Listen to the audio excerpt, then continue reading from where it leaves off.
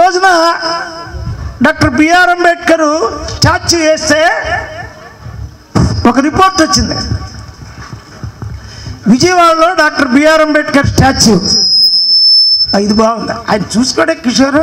Doctor BR Ambedkar statue మీద ఒక చౌదరి కమ్మవారు ఎందుకు విజయవాడ నడిబొడ్డులో వేశారు డాక్టర్ బిఆర్ అంబేద్కర్ది అని ఒక పెద్ద నోట్ రాశాడు. నేను డాక్టర్ బిఆర్ అంబేద్కర్ ఎందుకు వేయించాడు పలానా కత్తి పద్మారావు పేరు జీవో వచ్చింది. అది చంద్రబాబు గారు ఉన్నప్పుడే 25 ఎకరాలు ఇచ్చాడు అమరావతిలో. మళ్ళీ మేము అప్లికేషన్ పెట్టి విజయవాడలో వచ్చేటట్టు చూసాం. 600 కోట్ల ఖర్చు అయింది. ఆయన ఒక అప్లికేషన్ మొత్తం కాగితం ఖరీదు, నా అప్లికేషన్ కాగితం ఖరీదేమో దగ్గర 10 రూపాయలు, మన మూమెంట్ ఖరీదు 6 లక్షలు. Blue March జరిపాం. 2 చోట్ల వచ్చిన విగ్రహాలు, 2 చోట్ల ప్రశ్న వచ్చింది, ఎందుకు అంబేద్కర్ వేశారు? కమ్మవారిలో ఒక్క పేరు చెప్పండి తీసేసేద్దామని చెప్పారు. అంబేద్కర్ అంతటి వాడు ఒక్క పేరు చెప్పండి, ఒక్క పేరు చెప్పండి. 1,00,000 పేజీలు రాసిన వాడు చెప్పండి, భారత రాజ్యాంగం రాసిన వాడిని చెప్పండి, కాన్స్టిట్యూంట్ అసెంబ్లీ చైర్మన్ని చెప్పండి, లండన్లో చదివిన వాడిని చెప్పండి, అది తీసి కోటేస్తామని చెప్పారు. కమ్మవారి మొత్తంలో ఎవడన్నా ఉన్నాడా? చెప్పరే, లేరని. రెడ్లు ఎవరన్నా ఉన్నారా? బ్రాహ్మణులు ఎవరన్నా ఉన్నారా? బ్రాహ్మణుల పాపం ఆ రూపం ఉన్నవాడు పుట్ల, కళ్ళల్లో సూర్యుడు, బుగ్గల్లో చంద్రుడు, వేల్లో నక్షత్రాలు, రొమ్ము 42, కోటు, సూటు, బూటు, నొసలు, కర్లింగ్ హెయిర్. ఆ రూపం ఉన్నవాడు ఎవడైనా ఒక్కడ బ్రాహ్మణుడు ఉన్న ఇవి తీసేసి ఆయన వేస్తామని. రూప నైగినిక్యం ప్రపంచ చరిత్రలోనే అటువంటి అందగాడు పుట్ల మహర్ల వాళ్ళు.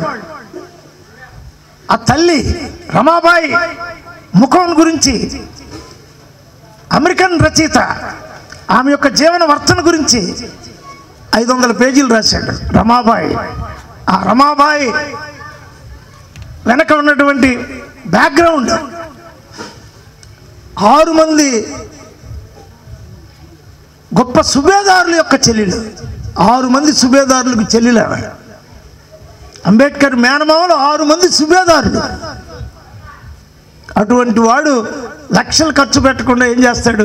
బురదలో నుంచి వచ్చిన వాడు రూపాయలు తీసుకెళ్ళి బురదలో పోసి స్థలాలు ప్లాట్లు కొంటున్నాడు తప్ప సొంత పుస్తకం వేసుకోవట్లేదు. దరిద్రుడు. వాడి అక్షరాన్ని వాడే ప్రింట్ చేసుకోకుండా ఎవడో వాడి కొడుకు బతకడం కోసం ఒక అపార్ట్మెంట్ కొంటున్నాడు. డాక్టర్ బిఆర్ అంబేద్కర్ 1,00,000 పేజీలు రాశాడు. అంటే ఎంత ఇంకు అవుద్ది? ఆ పెన్నులు లెక్కేశారు, 809 పెన్నులు ఉన్నాయి. వదిలిపెట్టేళ్ళని చప్పట్లు కొట్టండి. 809 పెన్నులు. కోట్లు, ఆయన వేసుకునే కోట్లు 290 ఉన్నాయి. కోట్లే. నాకు 2 కోట్లు ఉన్నాయి. అది ఎవరో కుట్టించారు. అదే గడ్డం విజయరావు కుట్టించుకొచ్చాడు, అది పీక్కుపోతుంది. ఇంతవరకు ఎవడు ఒక 10,000 పెట్టి కోటేలే. అంబేద్కర్ 280 కోట్లు ధరించాడు. అంటే richness of dignity of man, power, man of the power, dressing, elevation, motivation. Book పట్టుకున్నాడు. లండన్ స్కూల్ ఆఫ్ ఎకనామిక్స్లో, హౌస్ ఆఫ్ కామన్స్లో నేను మాట్లాడేటప్పుడు చెప్పాను, బుక్ పట్టుకున్నవాడు ఎవడు లండన్లో లేడు. పైప్ పట్టుకున్నవాడు, తుపాకు పట్టుకున్నవాడే లండన్లో ఉన్నాడు. కానీ అంబేద్కర్ బొమ్మలు కానీ మీరు వీధికి వేస్తే సామ్రాజ్యవాద భావన వెళ్ళి బౌద్ధ భావన ఈ లండన్కి వచ్చింది అని నేను బోధించాను. ఆ రోజున నేను చెప్పిన మాట ప్రకారం ఒక్క లండన్లోనే 1800 అంబేద్కర్ లైబ్రరీలు పెట్టారు. వాడ 1800 లైబ్రరీస్ ఆయన పేరు మీద. ఎవడు ఆయన ఇంట్లో అంబేద్కర్ లైబ్రరీని పెట్టుకోవట్లా.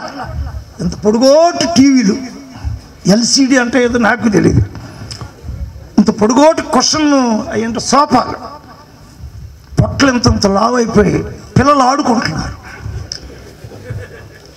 వీడి పొట్ట మీద వాళ్ళు అచ్చనికి వెళ్ళాలి ఆడుతున్నారు. చదువు లేదు, లైబ్రరీ లేదు, కల్చర్ లేదు, పిల్లలకి చదువు చెప్పడం లేదు, ఒక పోయమును అప్పచెప్పుకోవడం లేదు, పిల్లలకి ఏటీఎం కార్డులు ఇచ్చి నొక్కి నొక్కి నొక్కి వాళ్ళు ఏ వస్తువులు పడితే ఆ వస్తువులు కొనుక్కున్నారు, పుస్తకాలు కొనట్లా.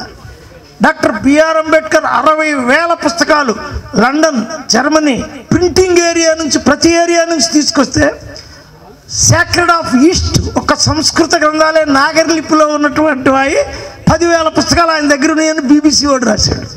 ఒక్క నాగరిలిపి సంస్కృత గ్రంథాలే 10,000 సంపాదించాడు ఆయన. చప్పట్లు కొట్టండి. ఒకసారి నెహ్రూకి వేదాల రిఫరెన్స్ కావాల్సి వచ్చి వేద భాష్యాలు ఎవరి దగ్గర ఉన్నాయంటే డాక్టర్ బిఆర్ అంబేద్కర్ దగ్గర ఉంటే ఆయన పిలిచి నేను ఒకసారి వేదం చూడాలని ఉందంటే డాక్టర్ బిఆర్ అంబేద్కర్ ఆయన పుస్తకం ఇచ్చాడు, నెహ్రూకి పుస్తకం ఇచ్చాడు. రంగా గారే చెప్పాడు నాకు. పార్లమెంట్లో ఎవరికి రిఫరెన్స్ అరే తీసుకురా, తీసుకురా, పార్లమెంట్లో ఎవరికి రిఫరెన్స్ కావాలన్నా బుక్ పేరు నెహ్రూయే చెప్పేవాడు. అంబేద్కర్ దగ్గరే ఉంటుంది, మనోడి దగ్గర ఎవరి దగ్గర ఉంటుందని చెప్పాడు. రాజేంద్ర ప్రసాద్ చెప్పాడు, భారతదేశంలో పుట్టిన ఒక మహోన్నతమైన మేధావి డాక్టర్ బిఆర్ అంబేద్కర్ అని రాజేంద్ర ప్రసాద్ చెప్పాడు. ఈ రోజున విజయవాడలో మనం అంబేద్కర్ విగ్రహం వేస్తే ఈ కొత్త ప్రభుత్వం రాత్రిపూట లైటింగ్ తీసేస్తుంది. ఎవడో వచ్చారు, ఎవరో భూములు అమ్ముకునేవాళ్ళు, పోర్ట్లు అమ్ముకునేవాళ్ళు, ఇసుక అమ్ముకునేవాడు, ఎవడు పడతాడు రాజు అయిపోతున్నాడు. ఎవడవుతున్నాడో కూడా మనకు అర్థం కావట్లా, ఎవడిని రాజు చేస్తున్నాం కూడా మీకు అర్థం కావట్లా. అంబేద్కర్ ఒకటే చెప్పాడు, నీ రాజ్యాన్ని నువ్వు నిర్మించుకో. దళిత బహుజన రాజ్యాధికారం వచ్చినప్పుడు మాత్రమే ఈ దేశంలో ఉన్న భూమి, ఈ దేశంలో ఉన్న పరిశ్రమలు, ఈ దేశంలో రత్న వైడూర్య గోమేధిక గనులు, ఈ దేశంలో ఉన్న బొగ్గు గనులు, ఈ దేశంలో ఉన్న సముద్ర తీరం నీ సొంతం అవ్వాలంటే దళిత బహుజన రాజ్యాధికారం వచ్చినప్పుడు మాత్రమే అది సాధ్యం అవుతుందని డాక్టర్ బిఆర్ అంబేద్కర్ చెప్పాడు. ఒక్కసారి ఆయనకు ఒకసారి చప్పట్లు కొట్టాలని చెప్పి మీ అందరికీ కోరుతున్నాను. కులం ఉన్నవాడు రాజ్యాన్ని తేగలడా? నేను మాల సంఘం అని పెట్టాడు ఒకడు, వాడు రాజ్యాన్ని తేగలడా? నేను మాదిగ సంఘం ఉందన్ను ఏదో పెట్టాడు, వాడు రాజ్యాన్ని తేగలడా? ఈ రోజున కుల నిర్మూలనతో కూడినటువంటి ఒక సమూహం ఏర్పడితేనే రాజ్యాధికారం వస్తుంది. ఇప్పుడు వీళ్ళకి వచ్చిన రాజ్యాధికారం అది రాజ్యాధికారం కాదు, అది దోపిడీ రాజ్యాధికారం. ఒక 37 మంది రెడ్లు,